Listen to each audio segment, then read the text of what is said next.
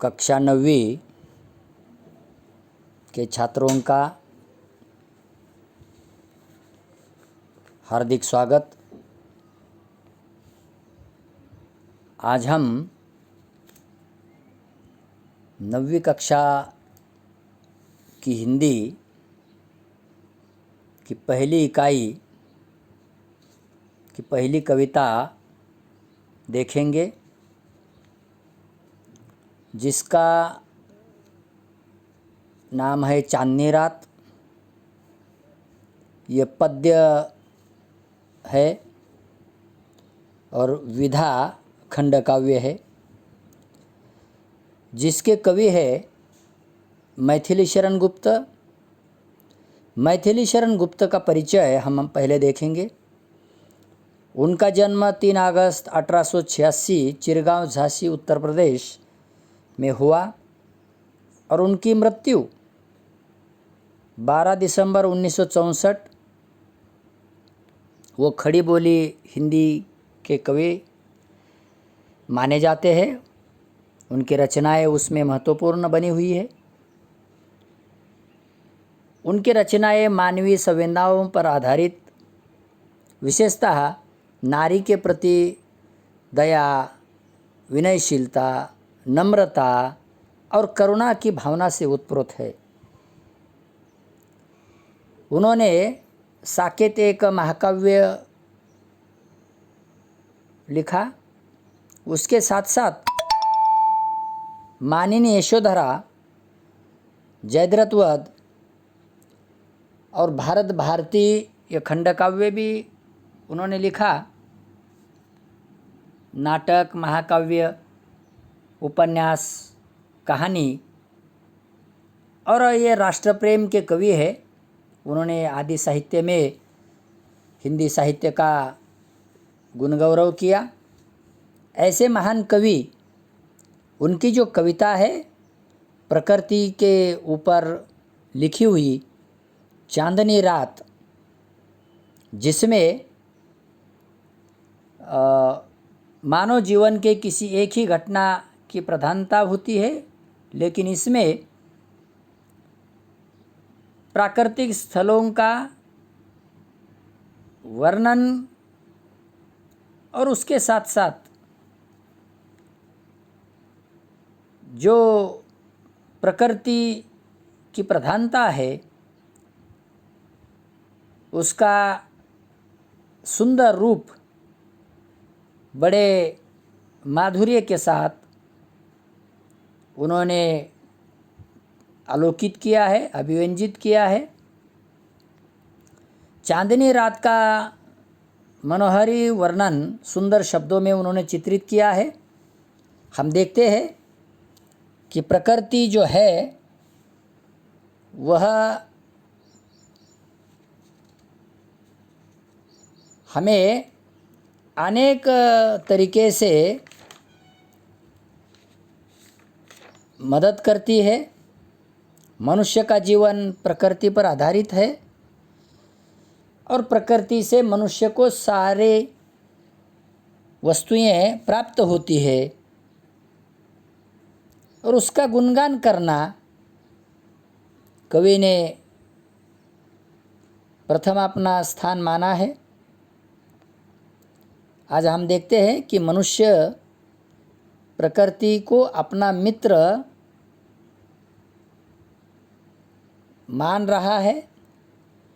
जैसे पेड़ पौधे, पर्वत, नदियाँ, सागर की हमेशा पूजा करता आ रहा है, क्योंकि उसके ऊपर ही मनुष्य का जीवन बना हुआ है, प्राणियों का जीवन आधारित रहा है।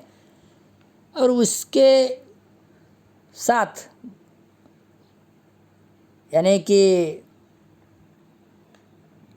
धोखा देना,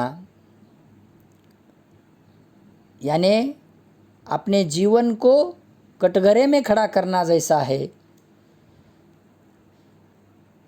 हर एक के जीवन में खुशी के क्षण आते हैं, वैसे प्रकृति के भी जीवन में खुशी के क्षण आते हैं, लेकिन उसका इजहार, उसकी खुशी मनुष्य और प्रकृति अलग अलग तरीके से करती है। तो प्रकृति मनुष्य के साथ कैसी अटखेलियाँ करती है, चांदनी रात उस पृथ्वी और आकाश में कैसे अपना मनोरम दर्शन करती है, उसकी चर्चा इस पद्य में की है। देखो छात्रों, हम पहले अपने जो आसपास सुंदर प्राकृतिक स्थल है उसके नाम बताकर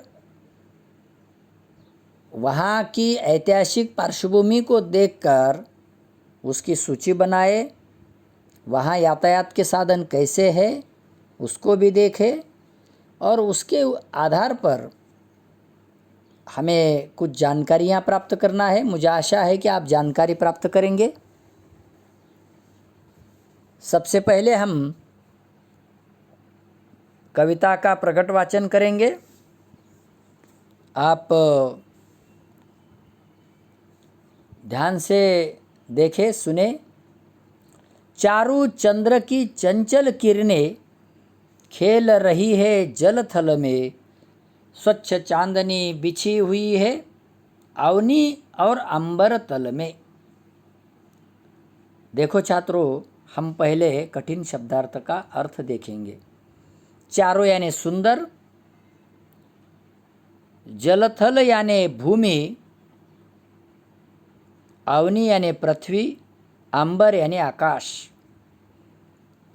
पुलक प्रकट करती है धरती, हरित तृणों की नोकों से, मानो झूम रहे हैं तरु भी मंद पवन के झोंकों से। इस चरण का भी आप कठिन शब्द के अर्थ लिख लीजिए। पुलक यानी खुशी, धरती यानी जमीन, हरित यानी हरी भरी, तृण यानी घास, मंद यानी धीमी और पवन यानी हवा। आप ये सभी शब्दार्थ लिख लीजिए। अगला चरण देखें। क्या ही स्वच्छ चांदनी है यह, है क्या ही निस्तब्ध निशा, है स्वच्छंद सुमंद गंध वह, निरानंद है कौन दिशा। तीसरे चरण के हम कठिन शब्दार्थ देखेंगे। निस्तब्ध यानी शांत, निशा यानी रात, सुमंद यानी बहुत ही धीमी गति से, स्वच्छंद यानी कि मन के जैसा, निरानंद यानी जिसमें आनंद न हो ऐसा। कठिन शब्द के अर्थ लिख लीजिए छात्रों। हम चौथा चरण देखेंगे। बंद नहीं आप भी चलते हैं, भाग्य नियति नटी के कार्यकलाप, पर कितने एकांत भाव से, कितने शांत और चुपचाप। इस चरण के कठिन शब्दार्थ देखो। नियति यानी भाग्य, नटी यानी स्त्री, कार्यकलाप यानी हलचल। ये शब्दार्थ आप लिख लीजिए। हम अगला चरण देखेंगे। है बिखेर देती वसुंधरा मोती, सबके सोने पर, रवि बटोर लेता है उनको सदा सवेरा होने पर। कठिन शब्द के अर्थ पहले देखें।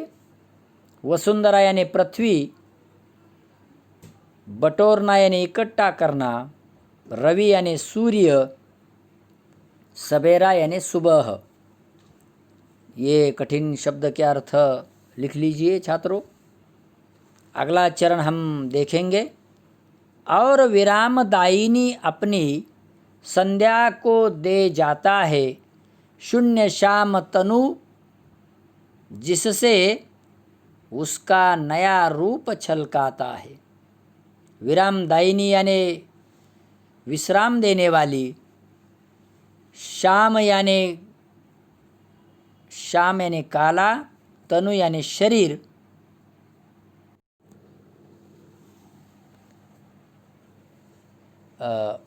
आगे देखो छात्रों, पंचवटी की छाया में है सुंदर पर्ण कुटीर बना, उसके सम्मुख स्वच्छ शिला पर धीर वीर निर्भीक मना। इस चरण के कठिन शब्दार्थ देखे। छाया यानी छांव, पर्ण कुटीर यानी झोपड़ी, शिला यानी पहाड़, धीरवीर यानी गंभीर, निर्भीक यानी निडर। आप ये कठिन शब्द के अर्थ लिख लीजिए। आगे देखें, जाग रहा यह कौन धनुर्धर, जबकि भुवन पर सोता है, भोगी कुसुमायुध योगी सा, बना दृष्टिगत होता है। इस चरण के कठिन शब्दार्थ देखें। धनुर्धर यानी तीरंदाज, भुवन यानी संसार, कुसुमायुध यानी कामदेव, दृष्टिगत यानी दिखाई पड़ता है।